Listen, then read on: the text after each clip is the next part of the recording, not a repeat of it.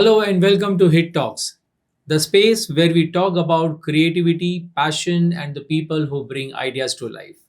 आज हमारे साथ एक ऐसे आर्टिस्ट है जिनके सीजर सिर्फ हेयर ही नहीं बल्कि कैरियर्स भी शेप करते हैं. The one and only mister Uday Takke sir. He is a hairstylist, educator, mentor, and a brand creator, and one of the very few people who have turned a craft into movement in India's hairdressing industry. Welcome to Hit Talks, Uday sir. Hello, how are you? I'm good, sir. Thank you very much. Good. सबसे पहले sir thank you very much for coming for this podcast. आपने अपने busy schedule से time निकाल के आज आप यहाँ पे आए, उसके लिए तहे दिल से शुक्रिया करना चाहूँगा मैं आपको.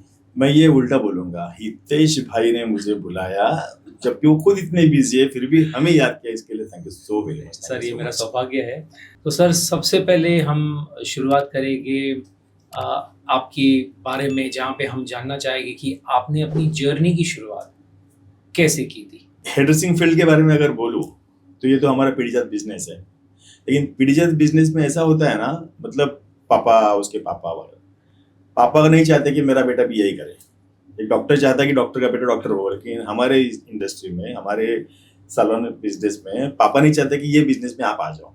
उनका ऐसा कि भाई तू कुछ मैकेनिक बन जा या कुछ ब्ला ब्ला ब्ला व्हाटएवर. अब होता क्या है कि उसके हिसाब से हमारा ग्रेजुएशन वगैरह हम लोग सब कर रहे थे, लेकिन उनका ये भी था कि बॉस 10वीं हो गई तो आपको मेरे साथ में सैलून में आना पड़ेगा. किस लिए पता है? हेल्पिंग. अब हेल्पिंग क्या होता है? चल झाड़ू मार ले बेटा, झाड़ू मार ले, जरा क्लीन कर दिए, सामान वहां पर रख, क्योंकि वो नहीं चाहते हैं कि 11वीं में गया हुआ बेटा औरों के जैसे घूमते रहे, मस्ती टपोरीगिरी टाइम पास करते रहे. तो मकसद बिजनेस सिखाने का नहीं था, बांधने का था. चुपचाप सैलून में चल. तो क्या होता है कि छोटा मोटा पैसा भी मिलता था और जबरदस्ती वाला काम था. तो जाना चालू हो गया, मगर इंटरेस्ट इसलिए नहीं लिया क्योंकि पापा नहीं चाहते थे. फिर हम लोगों ने रेगुलर, जैसे मैं सेल्स में, मुझे बहुत पसंद, मतलब sales is my favourite subject. तो सेल्स में मैं ऑफिसर हो गया. ऑफिसर बनते बनते मेरे हाथ के नीचे एक 8-10 जन और फिर मैं कंपनी के लिए काम करता था. एक मार्केट इंडिया कंपनी थी. तो बस टाई लगा के घूमना, टाई लगा के जाना. तो सेल्समैनशिप का मैंने 6 महीने का कोर्स किया था. उस कोर्स में मुझे पता चला कि कोई भी प्रकार की व्यक्ति हो, चाहे लेडी चाहे जेंट्स, उनको किस तरह से अपने काबू में करना, किस तरह से अपने प्रोडक्ट को सेल करना, ये सेल्स का नॉलेज मुझे, और कुछ etiquettes, how to walk, how to talk, literally खाना खाने के समय मैनर्स क्या होने चाहिए, सारे कुछ गुण जो है आपने तभी सीखे. यस, तभी सीखा.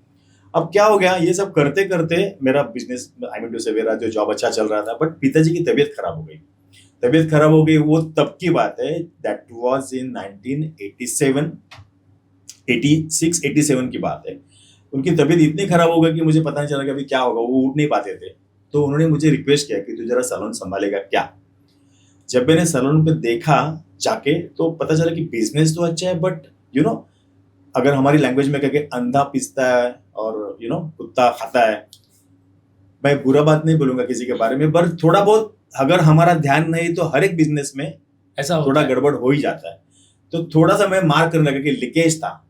तो लीकेज रुकाने के लिए मैं बोला, यार मैं बिजनेस करके जो जॉब कर रहा हूँ उसमें मुझे महीने का इतना मिल रहा है और ये लीकेज रोकूंगा तो मुझे उतना मिल रहा है. तो मैंने थोड़ा सा कंसंट्रेशन किया. अब कंसंट्रेशन किया तो समझने लगा कि इसमें मजा है. तो लोग आने लगे. देखो, थोड़ा सा पर्सनालिटी, थोड़ा सा हमारा लैंग्वेज, थोड़ा सा हमारा एजुकेशन, यार आप क्यों नहीं करते हो. अब आप नहीं क्यों करते हो ये पूछने के बाद में पता चला कि यार हम तो बचपन में, जैसे कि 10वीं-12वीं में पिताजी को मैं पूछता था, क्या आप इतना बड़ा काम करते हो. तो मेरे बाजू में एक बंगाली लेडी थी, उसको हम लोग थाकुमा बोलते थे, थाकुमा.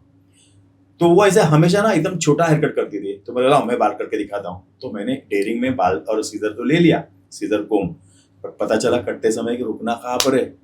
ये इतना इजी नहीं है हेयर ड्रेसिंग, जो बार्बरिंग जो हम सोचते हैं वो इतना इजी नहीं. मुझे समझ में नहीं आता कि मैं बाल तो छोटा कर रहा हूँ, बट मुझे पता नहीं कि कैसे जाना चाहिए. जितना कोम पे आ रहा है उतना काट रहा हूँ. तो फिर सबसे पहला लेसन मैंने पिताजी से लेके रखा था कि एग्जैक्टली स्टार्ट कैसे करना होता है, रुकना कहाँ पर होता है, ये मुझे पता चला था. फिर जैसे मैंने देखा कि मुझे बैठना पड़ा मजबूरी से, फिर मैं बोला कि नहीं, एक दिमाग में एक हमेशा चलता था कि बड़े क्षेत्र में जाकर छोटी कामगिरी करना, उससे अच्छा हमारे क्षेत्र में बड़ी कामगिरी करो, उसी को डेवलप करें. यस, क्योंकि वो हम लोगों ने सीखा था ना सेल्समैनशिप में, हमेशा ऐसे बोलते थे मैं बोला नहीं यार, तो हमारा जो क्षेत्र है मैं इसको छोटा नहीं बोलूंगा, बड़ी कामगिरी करना है तो मतलब उधर बैठना होगा, समझना होगा। फिर पता नहीं करते करते करते आज कहाँ से कहाँ होगा। एक simple hairdresser, you can say barber, London, Singapore, Malaysia, Hong Kong, Bangkok, Switzerland, Germany, दुनिया भर सीख के आज दुनिया को सिखा रहा हूँ। बस ये अपने आप डेवलप हो गया। आज पिताजी, आज तो अभी मेरे पिताजी है नहीं, 2 साल पहले गुजर गए, लेकिन मम्मी पिताजी जब नहीं ये बिजनेस में नहीं आना बोलने वाले, जब जब मुझे अवार्ड्स मिलने लगे, सर जोधपुर में मुझे, ऐसा मैं मुझे नहीं बोलूंगा, मेरी आर्ट को सिक्कों से तोला गया।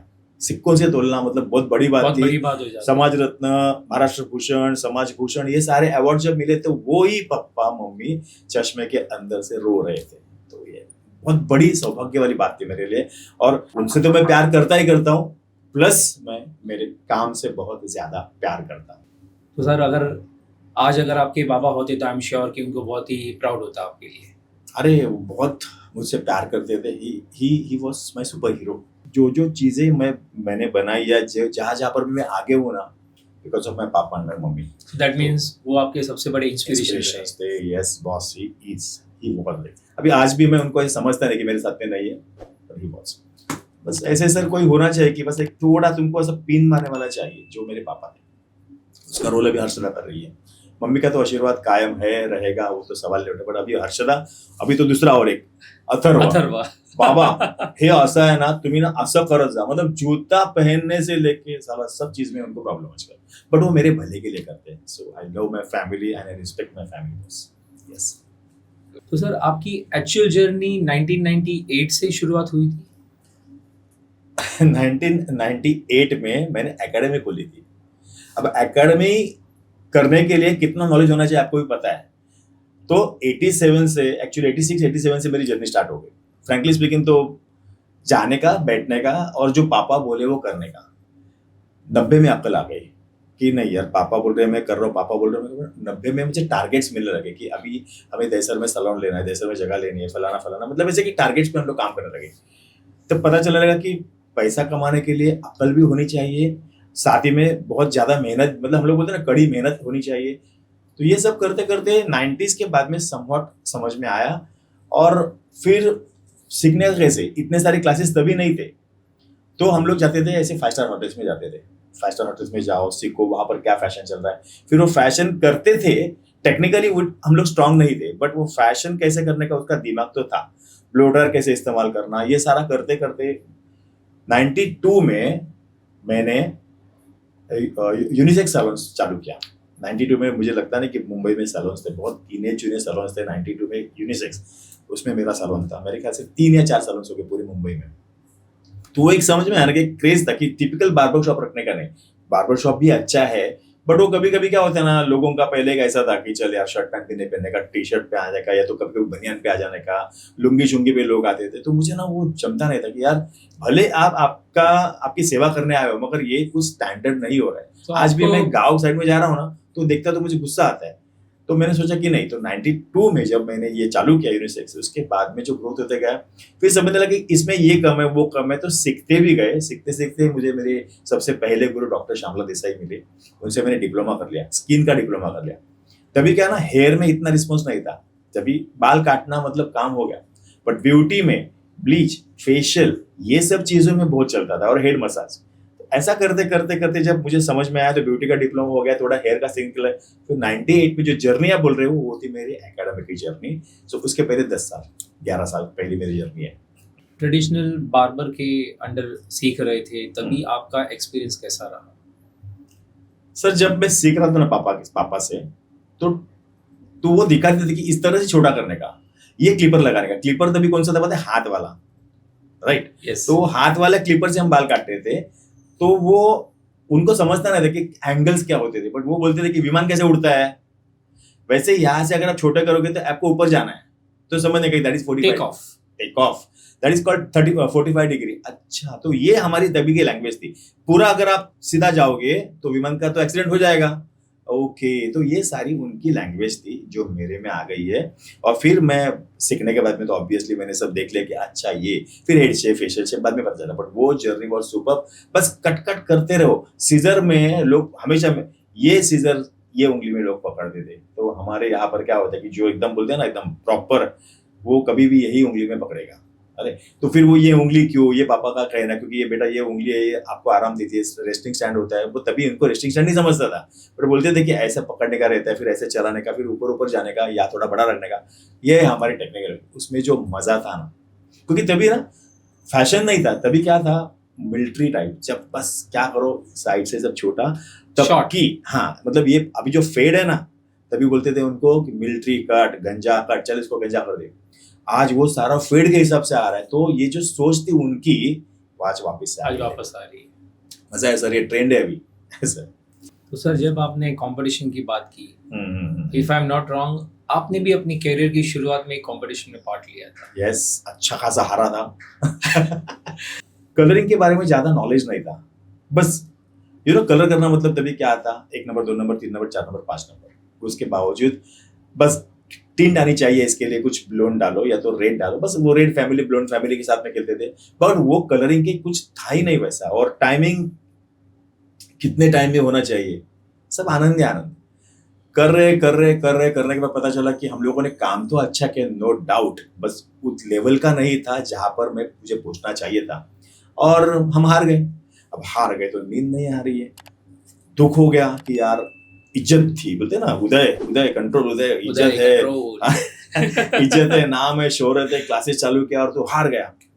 बहुत चुभा, बहुत लगा। उसके बाद में मैंने सोचा और दिल में थाम लिया कि अभी जो भी काम करूंगा, या मेरे स्टूडेंट्स भी अगर, क्योंकि तब तक मेरे क्लासेस चालू हो गए और स्टूडेंट्स के साथ में उतरना मुझे अच्छा नहीं लगता था, फिर मैंने स्टूडेंट्स को उतारना चालू कर दिया। तब से लेके सर 2025 तक जितने मेरे स्टूडेंट्स इंडिया में और आउट ऑफ इंडिया में कंपटीशन में हिस्सा लिया, वो विनर होके आए और वो अवार्ड मेरा है। तो ये होता है ना कि दर्द क्या होता है ना, वो मुझसे पूछे, क्योंकि मैं हारा हुआ इंसान था कंपटीशन में। बट आज आई एम वेरी हैप्पी, मेरे सारे स्टूडेंट्स अवार्ड लेके बिना मुझे मुंह नहीं दिखाते हैं। It's very good thing. तो सर ऐसा कोई मोमेंट जब आपको लगा कि ये मेरा कैरियर बनने वाला है? हाँ मतलब क्या होता था ना कि मैंने आपको बताया था कि जैसे मेरी कटिंग नहीं आती थी और क्लाइंट की अपेक्षा थी कि आप ही बाल काटो। मैं बोला यार बातों से पेट नहीं भरता है, काम तो अच्छा करना पड़ेगा, लेकिन मैं किया हुआ काम जो कि मुझे लग रहा है कि बराबर नहीं, बट क्लाइंट को पसंद आ रहा है। फिर ऐसे ऐसे समझ में आया कि क्लाइंट को क्या लगता है, क्या पसंद आता है। तो काम तो ऑफकोर्स पसंद आता है, बात करने का तरीका पसंद आता है, एजुकेशन पसंद आता है, बट फिर है ना वो ऐसा लगने लगा कि यार ये इतने से चीज पर मैं इतना उड़ रहा हूँ, जबकि फ्रैंकली स्पीकिंग हितेश भाई, फ्रैंकली स्पीकिंग कभी कभी हम लोग फेक मारते थे, आज भी बहुत से लोग फेक मारते हैं। आपके बाल क्यों गिर रहे हैं? यू डू वन थिंग, खोपरे का तेल लगा दो, थोड़ा गर्म करो, कापूर डालो, लगा दो। फिर वो लड़की बोलती है कि मेरे बालों में डैंड्रफ बहुत है। तो टेंशन मत लो मैडम, खोपरे का तेल गर्म करो, कापूर डालो। वो बोल रहे मेरे बाल डैमेज है, टेंशन मत लो। तो सबको क्या था, खोपरे का तेल, कापूर। कुछ दिनों के बाद में बोला कि यार सबका क्या रामबाण होपा एक ही है क्या? इसका मतलब पढ़ाई नहीं बट बोल बच्चनगिरी, जो आज भी चल रही है। तब से ना थोड़ा बुक पढ़ना चालू किया। जैसे बुक पढ़ना चालू किया, बाल का ग्रोथ कैसा होता है, बाल कब कैसे टूटते हैं, ट्राइकोलॉजी। अरे यार इंटरेस्टिंग फील्ड है यार, ये मजा है, इसमें क्रिएटिविटी है। जब मैंने कुछ बोलना चालू कर दिया तो लोग ना कभी बोले ही नहीं, ये मत करना करके बोले ही नहीं। अगर वो ना नहीं बोलते तो मेरा गल्ला भी बढ़ रहा है, पैसा बढ़ रहा है, पैसा भी मिल रहा है। देखो after all everyone is fighting for money और सेटिस्फैक्शन, दोनों चीज मुझे मिलने लगी। तरीका क्या रहता है क्लाइंट्स को अप्रोच करने का जब कोई फोटोग्राफ्स लेके आता है कि आपको इस तरीके का कट सूट होगा नहीं होगा, तो आपकी पर्सनल स्टाइल क्या है जब हम कटिंग के बारे में बात? मुझे क्या क्या पता है, जब भी ऐसे क्लाइंट आते थे कि this is photo I want this, boss मैं उनका रिस्पेक्ट करता हूँ, लेकिन उनको बोलता हूँ कि ये फेशियल शेप और आपका फेशियल शेप, हेयर शेप, जो स्टाइल दिया है उस, क्योंकि देखो आज भी आपको पता है कि हेयर कट्स करने के, थोड़ा टेक्निकल जाता हूं मैं, हेयर कट्स करने के पहले हम देखते हैं कि हमारी क्लाइंट करते क्या है, राइट? अब हीरो हीरोइन की फोटोज आपको चाहिए, अच्छे लगते हैं, सब कुछ ठीक है, बट आपका फेशियल शेप, हेयर शेप, आप कितना समय दोगे, आपके बालों की क्वालिटी, इवन आपका distance of the neck, forehead, ये सारा कुछ, नोज, इवन आईज का कलर, ये सारा चेक करके हम लोग हेयर कट करते हैं। तो अगर वो नहीं हो रहा है उनसे मैच, तो मैं उनको बोलता था कि मैं हेयर कट तो दे सकता हूँ, बट जितना उनको सूट हो रहा है उतना आपको सूट होगा कि नहीं पता नहीं है, इसके लिए हम वो बात करेंगे। तो मैं उनको समझाता हूँ, टेक्निकली समझाता हूँ, देखो ये ऐसे ऐसे प्रॉब्लम्स है। उसके बाद में आप उतना समय दे सकते हो क्या, क्या आप प्रोडक्ट इस्तेमाल कर सकते हो क्या, क्या आप घर पे कुछ काम करते हो, मतलब जैसे ब्लो ड्राई वगैरह। तो सारों का जब आंसर मिलता है सारे सवालों को, तो मुझे पता चलता है कि यस ये हेयर कट कैरी कर सकते हैं। फिर उनको हम बताते हैं, और जो उन्होंने बोला वो मैंने किया, तो डिप्लोमा किसका है यार, उनका है कि मेरा है? तो डिप्लोमा मेरा है, तो उनको समझाता हूँ कि ये आपको चीज जो बोल रहे हो फ्रिंजेस, बट आपका फोरहेड छोटा है मैम, फ्रिंजेस पे मत जाना, मैं इन बालों को वहां पर कर दूंगा। इस तरह से उनको समझाने के बाद में वो समझते ये बंदा एजुकेटेड है। तो सर आपका फेवरेट सिग्नेचर हेयर कट कौन सा है जो आपको बहुत मजा आता है करने में? जेंट्स में भी बहुत कुछ है, लेडीज में अगर मैं बोलूँ, जेंट्स में देखो, जेंट्स में नॉर्मली फेड ज्यादा अच्छा लगता है सबको, और मुझे फेड पसंद आता है, बट मैं एकदम भी नहीं स्किन फेड वगैरह भी नहीं करता हूँ, क्योंकि उसमें दो चीजें करने में प्रॉब्लम नहीं। बिजनेसमैन क्या सोचता है, जल्दी नहीं आएगा ये आदमी तो वो भी देखना पड़ता है, बट हाँ, बट एक है कि इसको ये चाहिए तो देना पड़ता है, अदरवाइज नॉर्मल। और मेरा ना जेंट्स में ना, मेरा खासियत ऐसा कि मीडियम हेयर कट में काम नहीं कोई करता है। जैसे लॉन्ग हेयर में काम करते हैं, शॉर्ट हेयर में काम करते हैं, बट मीडियम हेयर जो क्वालिटी आती है ना, उनको रुकना और कहाँ से स्टार्ट करना समझता नहीं। फिर वो जो एंगल्स कहाँ से लुक देना और उसको स्टाइलिंग कैसा करना है, वो एक मुझे खासियत है मेरी, मुझे अच्छा लगता है। लेडीज में I love to do shorter to longer technique, crown पे लेके, मतलब एकदम छोटे से बड़े तक जाना, that is called shorter to longer technique, increase the length. वो मेरा फेवरेट है, मेरा सिग्नेचर है। और उसको जब मैंने इस पे किया था, इंस्टा पे किया था, आई मीन टू से इंस्टा पे, वो इतना वायरल हो गया था, मैंने क्लिपर से किया था, 14 मिलियंस लोगों ने वो देखा था। तो वो ऑटोमेटिकली क्या हो गया कि तब से, और 14 मिलियन लोग अगर मेरी वाह वाह करते हैं, तो फिर बॉस मेरा हाथ ऐसे ही जाता है। अगर आंख बंद करो तो मैं ऐसे ही जाऊंगा, ऐसे ऐसे ऐसे। That is my favourite, my signature cuts. Magic की तरह आपके हाथ चलते रहते हैं। हाँ बस। तो सर आप इंटरनेशनल ट्रेंड को इंडियन हेयर टेक्सचर के साथ में कैसे बैलेंस करते हैं? थोड़ा सा विस्तार में बोलूंगा, क्योंकि जो वहां के कट है अभी चल रहे हैं, बिकॉज अभी जिंजी जो है वो हमारे कैरी कर रहे हैं, बट वो जमाना ऐसा था, वो कट यहाँ पर नहीं चल सकते थे। जैसे मैं सिंगापुर या मकाऊ गया, देखा तो मैंने किसी के पैर में एक चप्पल अलग है और दूसरे पैर में चप्पल अलग है, किसी के कान में एक बाली अलग है, दूसरे के कान में अलग बाली है, मतलब वो फैशन। मैं बोला यहाँ पर इंडिया में तो फटके, क्योंकि वो सब चलने वाला है। एक का बॉब देखा तो पूरा जीरो यहाँ से, और पूरा ये साइड में लॉन्ग बॉब। मैं बोला नहीं। तो जब भी हम लोग फ्लाइट में बैठते हैं रिटर्न, तब सोचते हैं कि ये तो नहीं चलेगा, पर हम क्या कर सकते हैं उसके जगह पर, क्या रेगुलर बॉब तो नहीं चल रहा, अभी हो गया इंडिया में, बट असिमेट्रिक बॉब, असिमेट्रिक में थोड़ा छोटा कर सकते हैं। तो एक हम लोग का ऐसे वो, ये भी मैं आपको क्यों बोल रहा हूँ, क्योंकि ना जब हम लोग वहां का चाइनीज खाते हैं ना सिंगापुर में, तो वो भी ना गले के अंदर, मतलब हम लोग नहीं चाहता था, बरोबर ना, क्योंकि बहुत ज्यादा प्लांट और स्वाद नहीं होता है जो हमें इंडिया में मिलता है। एक्सपीरियंस आपका भी होगा, मेरा भी है, बट इंडियन चाइनीज के हिसाब से हम लोग वहां पर खाने जाते तो फंस जाते हैं। अब क्या हो गया, ये भी समझ में आया कि वहां का यहाँ पर वैसे कि वैसे नहीं चलेगा। वो टाइम पे देखो ना, इंडिया में एस्केलेटर्स भी नहीं थे, मतलब हमारा इंडिया इतना पीछे भी था उस सब, तो ये फैशन में भी पीछे था। तो हमें वो जो फॉरेन के कट्स को इंडियन तड़का देना पड़ा, और उनको आहिस्ता आहिस्ता टेस्ट लगा कि ये चलेगा मैम, ये इतना शॉर्ट चलेगा ये, क्योंकि तभी तो अपने इंडिया में क्या था, स्टेप कट। बालों को टेक्सचराइजिंग किया, थोड़ा सा भी अगर स्लाइसिंग भी किया, तो ये क्या कर रहे हैं, ये बाल ऐसे बीच में क्यों तोड़ रहे हो, ऐसे बोलने वाले लोग थे। और जो टेक्सचराइजिंग सीजर है ना, उसको बोलते हैं दांत वाली कैंची, भाई ये क्यों लग रहे हैं, उससे बाल खराब होते हैं। किसने बताया, तो हमारे किसी लल्लू या तो बेचारा जो पढ़ा लिखा नहीं होता, तो अरे ये मत लगाना, बाल खराब होते। तो हम लोगों ने उसको समझाना चालू किया, क्योंकि अगर आपके पास एजुकेशन है, अगर आप एजुकेशन नहीं देते हो, that means you know, if you are not spreading your education, that means वो गार्बेज है, कचरा है वो। तो हम लोगों ने सबसे पहले एजुकेट किया, वो हमारे क्लाइंट को एजुकेट किया। थोड़ा सा ट्रस्ट रखो सर, ये मेरा डिप्लोमा है। हमें अपना मुंह मियाँ मिठू करना पड़ा कि सर मेरा डिप्लोमा सिंगापुर का है, लंदन का है, आप टेंशन मत लो, ये इसलिए मैं कर रहा हूँ। तो वो करते करते मेरे जैसे बहुत सारे लोग हो गए इंडिया में जिन्होंने ये काम चालू किया। इसकी वजह से हमारे इंडिया में वो फैशन आते गया। फिर वो ट्रेंड जो वहाँ का था, उसको टेक्सचराइजिंग करके कैसे, क्योंकि वहाँ पर वॉल्यूम कितने बालों में, पतले बाल, और यहाँ पर घने थक जावे। मैं तो कितनी बार मस्ती करता हूँ, बॉस इतने हेल्दी हेयर्स है, पहले बोलने का ना, मैं थोड़ा एक्सरसाइज करके आता था, मतलब ऐसी मस्ती भी चलती थी। तो सर जब ट्रेंड्स की बात हम कर रहे थे, तो अभी का जो ट्रेंड है, जैसे कि हम्म। हम मेंस की बात करते हैं तो फेड ज़्यादा चल रहा फेड है ज्यादा चल रहा है। मेंस में। लेडीज़ की जब बात कर रहे हैं तो वुल्फ हेयर कट है, और ऐसे यस, बहुत सारे अलग अलग हेयर वही कट्स चल रहे हैं। कर्टन बैंग्स वुल्फ उनको पसंद आता है। बट अभी वुल्फ अगर आप बोलते हो, टेक्निकली देखो, फेस शेप इतना सा है, इत्तू सा फेस हम लोग बोलते हैं, इत्तू सा फेस, ऊपर से आपने ऐसे बाल लिए, फेस कैसा हो जाएगा? मुझे तो कभी कभी ना पामेरेंजस दिखते हैं। अरे इतना सा फेस, इतने बड़े बड़े बाल। तो हमारे लोगों को ना कॉपी करने की आदत है, मैंने अभी भी बताया था। तो आप बताओ ना कि आपका फेशियल शेप बहुत छोटा है, आप बालों को पीछे डाल दो, तो उसको वुल्फ की जरूरत नहीं आपको। ये अगर समझेगा ना जिस दिन हमारे हेयर ड्रेसर्स को, वो दिन हम हेयर ड्रेसर और ज्यादा ग्रेट हो जाएंगे।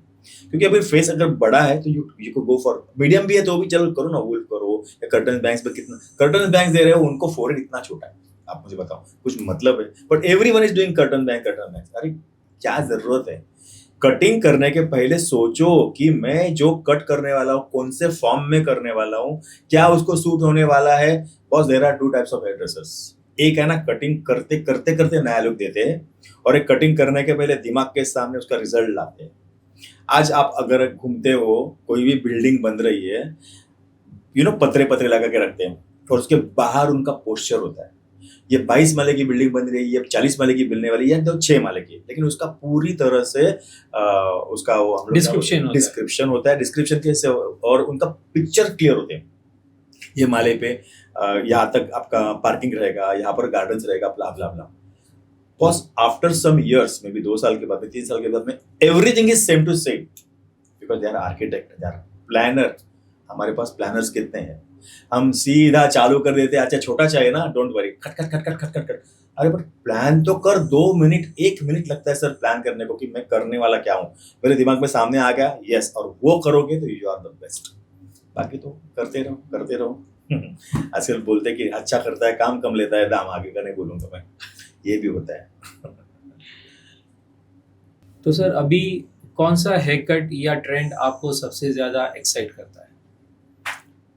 अगर आप मुझे पर्सनली पूछते हो ना, फिर से मेरा जवाब वही है, फेशियल शेप के ऊपर डिपेंड करता है कि उनको कैसे सूट होगा। बट लोगों का डिमांड क्या है कि I want curtain bangs, I want wolf cut, I want something different, उनका फेस खूबसूरत लगे, ये है। बट वो फिर से एक बार क्या होता है कि उनको सूट होगा कि नहीं नहीं होगा। होगा। लाइफस्टाइल क्या है? अरे बॉस, मैंने इतना करके दिया और तुमने निकलने के टाइम सब करके पोनी डाल के गई, जान जलती है इधर। सर तो आपका भी एक सैलून है, एंड आई एम श्योर कि as a salon owner, as a educator, as a mentor, आप हमेशा चाहते हो कि सैलून का बिजनेस हमेशा बढ़ता रहे। राइट। तो आज की सिचुएशन में जब इतनी हेल्दी कॉम्पिटिशन्स हो गई है, सो एक सैलून को सक्सेसफुल चलाने के लिए क्या क्या करना पड़ता है? ऐसे कुछ टिप्स अगर आप दे पाएंगे। मेरे स्टाइल में आंसर देता हूँ मैं। पुरातन युग में बहुत सारे राजा थे, हर एक अपने आप को किंग समझते हैं, वैसे सैलून वाले भी अपने आप को किंग समझते हैं, राइट। और हर एक किंग अब दूसरे किंग के ऊपर जाके युद्ध करता था, और उसका राज्य हमारे राज्य में लेने की कोशिश करता था। आज भी हमारे सैलून्स में भी वही चलता है, मेरा सैलून चले उसका कैसे भी बने, अब इस सारे युद्ध की लड़ाई में या आज की लड़ाई में जीतता कौन है पता है? Who is the winner?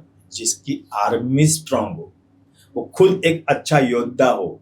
मतलब जैसे हम हैं, हमें सब कुछ आता है, भगवान की दुआ है, हम लोग नहीं आता तो सीखते हैं। और अगर हमारी आर्मी स्ट्रांग नहीं होगी, मतलब हमारे कारीगर अगर स्ट्रांग नहीं होंगे, आपको रास्ते पे लाएंगे सर, बेच देंगे आपको। अगर आपके कारीगर अच्छे नहीं, तो आपके आर्मी स्ट्रांग, और अगर आप दोनों जो स्ट्रांग हो तो कुछ भी प्रॉब्लम नहीं। तो सबसे पहले आपके स्टाफ के साथ में आपका बर्ताव, आपके स्टाफ को किस तरह से हैंडल किया जाता है, क्योंकि वही आदमी, भले मैं किसी को बोलूं कि बेटा प्लीज अच्छे से शैम्पू करना, वो उसका मूड नहीं है शैम्पू करने का, उसकी हाथों से पता चलता है क्लाइंट को, बोले कि आपका बाकी सब कुछ अच्छा है, बट यार आपके क्लाइंट स्टाफ में मुझे मजा नहीं आता है, उधर भी मैं टूटता जाऊंगा। तो फिर से मैं बता रहा हूँ कि आपकी आर्मी, मतलब आपका स्टाफ सैलून का अच्छा होना ही चाहिए। साथ ही में आपकी जो कला है, आपके पास जो गुण है, वो सारा अगर अच्छा है, कि मैनेजमेंट अच्छी है, आपका नेचर तो ऑब्वियसली नेचर देख के आते हैं। बट एक और चीज है सैलून में, हाइजीन। आजकल लोग कॉम्प्रोमाइज नहीं करते हैं, वहां का टॉवेल या वहां का टिश्यू भी उनको लगा कि सही से नहीं रखा है तो भी गड़बड़। तो मतलब हाइजीन से लेके स्टाफ और आप खुद, ये 3 चीज मैंने मिनिमम रैंडमली बताया, 3 चीज भी अच्छे है ना, तो आपका बिजनेस 100% ग्रोथ पे है ये। एंड देन चौथा बात, आपने जो किया, कितने लोगों को दिखाया, जंगल में मोर नाचा किसने नहीं देखा। आपने जो काम किया कितने लोगों को दिखाया, तो social media, social media now. बस आप डंके की चोटी पे डायरेक्टली आप हाई लेवल पे जाते ही जाते हो। ये मेरा एक्सपीरियंस है ऐसे। तो सर आप अपने सलोन की आर्मी को मतलब अपने स्टाइलिस्ट को स्टाइलिस्ट हाउ फ्रीक्वेंटली आप उनको ट्रेनिंग्स देते हैं, उनका नॉलेज आप किस तरीके से अपग्रेड करते हो? Good question. हाँ, अभी इधर है ना, ऐसा है कि बहुत बार स्टाफ है ना पढ़ने को थोड़ा सा ऐसा हिचकिचाता है। अरे सर पढ़ना लिखना छोड़ दो, मतलब बोलते हैं ना ABCD छोड़ो वाला काम है इधर। बार बार अगर हम लोग उनको बोलते हैं कि ये देखो ये अभी लॉरियल का नया आया है या तो ये शॉशकॉप का है, एक कंपनी का सिखाओ ना, ऐसा भी होता है। तो वो थोड़ा सा स्टाफ के लिए थोड़ा सा मूड उनका देखकर, पिकनिक को ले जाकर, थोड़ा घुमा फिरा के खाना वाना खिला के उनको अपने हाथ में लेके उनके विचारों को पहला बदलना पड़ता है कि बॉस अगर ये आप नहीं सीखोगे ना तो आप है ना कितना भी मेहनत करोगे ना तो आपका गल्ला जो आप दोगे ना वो 2 लाख 3 लाख का होगा। उसके ऊपर आप मेहनत करोगे भी तो नहीं जा पाओगे, क्योंकि आपके पास ना टेक्निक नहीं आगे जाने का। ये जब उनको समझता है, रियलाइज होता है ना, तो फिर सर क्या करना चाहिए, हाइड्रा फेशियल में जाओ ना बेटा, आप फेशियल तो अच्छा कर रहे हो बट हाइड्रा फेशियल में ज्यादा पैसा मिलेगा। तो उसके लिए क्या आता है, मशीन। फिर ऐसा करके महीने में एक बार ट्रेनिंग दी जाती है। Of course you know I have my academies, तो स्टाफ को ट्रेनिंग महीने में एक बार या कभी कभी 1.5 महीना, कभी कभी 2 महीने में। कोई भी नया कंपनी आए, नया कलर आए, कभी कभी क्या होता है हम ही बताते हैं ना उनको, तो घर की मुर्गी हो जाता है कभी कभी। तो कभी कभी सुनार को बुलाना पड़ता है। सुनार अगर कान करता है ना, वैसे कोई कंपनी वाले थे जो हमारे दोस्त होते हैं, वो उनको सिखाते हैं, उनको उनकी तो वो वाह-वाह ट्रेनिंग को करते हैं। ज्यादा सीरियसली भी लेते हैं, Yes, वरना जैसे तो- आपने कहा कि घर की मुर्गी दाल बराबर। परफेक्ट है, वो होता ही होता है, क्योंकि उनको क्या है, अभी सर आ जाएंगे, अरे भगवान आज वही है क्या, ऐसे होता है बॉस कितना भी। तो कहाँ पर कितनी बात करनी है, कहाँ पर रुकना है, ये अगर आदमी को नहीं समझे तो वो अच्छा बिजनेसमैन नहीं हो सकता, क्योंकि लिसनिंग पावर ही नहीं है। लिसनिंग पावर नहीं है, अंडरस्टैंडिंग नहीं है, और लेने चला decisions, that is wrong wrong wrong. आप अच्छा बिजनेसमैन नहीं हो सकते। तो ये लोगों को तक डालना, उनको एकेडमी में बाकी के बच्चों मिक्स करना। बाकी के बच्चे देखो 1.5 2 लाख लेके सीख रहे हैं, बेटा आपको तो हम फ्री सिखा रहे हैं, तो वो सीखते हैं और हमें ही कमा के देते हैं, उनका प्रोग्रेस भी होता है। बस आज ऐसे है ना, स्टाफ भी गाड़ी लेके घूम रहे हैं, कितनी अच्छी बड़ी बात है ना, और स्टाफ लेके घूम रहे हैं, इसके लिए हम लोग भी कर रहे हैं। तो एजुकेशन इज वेरी इंपॉर्टेंट, उनको देना जरूरी है। मैं सबको बोलूंगा इस ब्रॉडकास्ट के माध्यम से कि आपके स्टाफ को ट्रेन करो, नहीं जमता है हमें बोलो, क्योंकि अथर्वस जो आप पता होगा कि मेरा बेटा भी इसी फील्ड में है। आज वो जी पता है। 2-3 कंपनियों का, मतलब मैं नाम नहीं बोलूंगा, बड़ी बड़ी चेन है सैलून की चेन्स, उनका उसके पास कॉन्ट्रैक्ट है to train the staff, to train the trainers, ये उसका कॉन्ट्रैक्ट है। और आज 3 बड़ी बड़ी कंपनी उसके हाथ में। नहीं आपको लगता है तो हमें दो, थोड़ा पैसा खर्चा करो, बट आपके स्टाफ को ट्रेनिंग देने का काम हमारा। तो सर आई एम श्योर कि आपने लाखों स्टूडेंट्स को ट्रेन किया है। Yes sir. आपके पास जो छोटे छोटे सिटी से जो भी लोग आते हैं ट्रेनिंग्स के लिए, आप किस तरीके से उन्हें मोटिवेट करते हैं, किस तरीके से आप उन्हें सिखाते हैं ताकि वो आगे जाके बड़ा नाम कमा सके? यस, अब मैं लाखों के ऊपर जरा बात करूंगा। पहले क्या होता है, मिसअंडरस्टैंडिंग लोगों को हो जाते हैं, लाख कभी सिखाए। तो एकेडमी में भी बहुत सारे स्टूडेंट्स आए, मैं भी पूरे इंडिया में घूम के सेमिनार्स दिए, वर्कशॉप दिए, 3 दिन के 7 दिन के दिए, उसमें हजारों से ज्यादा हो गए। और लाखों मैं इसलिए बोलूंगा कि कभी कभी कुछ कुछ सेमिनार्स जैसे होता है ना, कुछ समाज के सेमिनार्स होते, अधिवेशन होते, 50,000 लोगों के सामने रिप्रेजेंट करने वाला मैं था, जब 50,000 लोग वर सिटिंग देयर, और मैं बता रहा था कि आज हेयर कट करने से ही पैसा मिलता है। या मतलब मेरा कहना मतलब था, एक जमाना था जो लोग है ना तभी उसको बोलते हैं ना कि चावल लेना गांव में, पता है, बस काम तो करो साल भर में, लेकिन चीजें ले लो, पैसा नहीं मिलता था। और हम जो है, हमारे जैसे कई लोग हैं कि हेयर कट करो, पैसा लो, पैसे से चीजें खरीद कर सकते हो, ये सब चीजें लेना बंद कर दो। ये सब क्रांति लाने वाले भी हम ही थे। तब 50-50 हजार लोगों के सामने काम करने वाला मैं हूँ, इसलिए हम लाखों बोल सकते हैं। अदरवाइज लोगों को मिसअंडरस्टैंडिंग करके हमें बड़ा नहीं बनना है, राइट। अब रही बात बच्चों की, जो विलेजर्स मेरे पास आते हैं, सर स्लीपर में बच्चे आए, स्लीपर में, इफ यू वोंट, मतलब अगर आप विश्वास करो, कि विश्वास तो आपको करना होगा क्योंकि आप मुझे जानते हो, स्लीपर से बच्चे आए। आज हर एक के पास गाड़ी घोड़ा सब कुछ है, राइट। बट क्या था, एक सिंपल टेक्निक बताता हूँ। गांव में लोग तैरते हैं, किसी में कुएं में तैरते हैं, राइट। इतने एक्सपर्ट है कि वो कुआं में अगर ऊपर से जंप करते हैं ना, तो जूने जमाने में 10 पैसा आता था ना, 10 पैसा पे निकाल के देते थे। इतने कड़क स्विमर, यू कैन से, इतना। बट उनको जब मुंबई में लाते हैं और बोलते हैं कि धर्मधर टू गेटवे ऑफ इंडिया खाड़ी आपको क्रॉस करना है, तो उनका स्टैमिना, उनकी सारी चीजें उतनी सपोर्ट नहीं करती थी। मतलब क्या, उनको टेक्निकली साउंड होने की जरूरत थी, जो काम हमारा है। How to build your confidence, how to build your, हम लोग बोलते हैं ना कि आपके श्वास पे कैसे कंट्रोल करें, कौन सी पोजीशन में आप पानी ज्यादा खींच सकते हो, कौन सी टेक्निक से आप बालों को अच्छा निखार सकते हो। ये जो टेक्निकली साउंड होना, उनको मोटिवेट करना, कितने देर तक आपका स्टैमिना आप कैसे बढ़ा सकते हो, ये सारी चीजों के लिए ना, जब वो गांव के बच्चों को वो थोड़ा सा ट्रेनिंग देने के बाद में उन्होंने समुद्र पार कर दिया।